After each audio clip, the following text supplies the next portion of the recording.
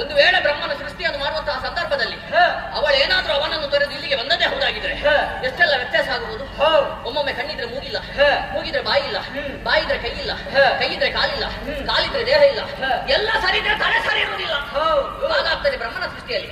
ಅದಕ್ಕಾಗಿ ಅವಳಲ್ಲ ಅವಳಲ್ಲ ಅವಳಲ್ಲ ಅಂತಾದ್ರೆ ಇದು ಯಾರು ತಿಳಿದುಕೊಂಡೆ? ಯಾರು ಅಣ್ಣ? ಇದು ಬೇರೆ ಯಾರು ಅಲ್ಲ, ಮತ್ತೆ ಇದು ಅವನೇ. ಯಾರು? ತುಂಬುರ. ತುಂಬುರ. ಓಹೋ, ನಿನ್ನ ಚಿತ್ತ ಈಗ ಸ್ವರ್ಗಲೋಕದ ಕಡೆಗೆ. ತಮ್ಮ ತುಂಬುರ ಅವನೊಬ್ಬನೇ ಬರುವುದ? ಅವನೊಂದಿಗೆ ಚಿತ್ರಸೇನನಿರ್ತಾನೆ. ಅವರಿಬ್ಬರು ಸೇರಿದ್ರು ಅಂತಾದ್ರೆ ಗಾನ ವೈಭವ. ಸರಿಯಾಗಿ ನೋಡಿದ್ರ?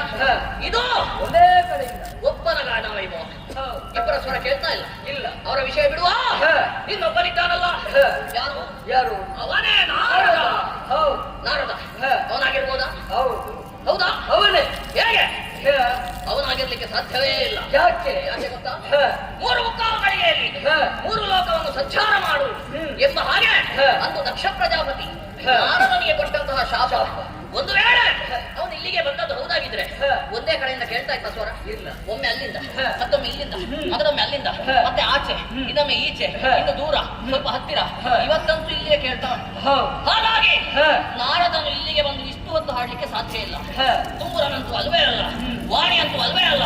ಸ್ವರ ಕೇಳ್ತಾ ಉಂಟಲ್ಲ, ಆ ಸ್ವರದ ಮೂಲವನ್ನು ಹಿಡಿ. ಸ್ವರ ಬಿಡಿದು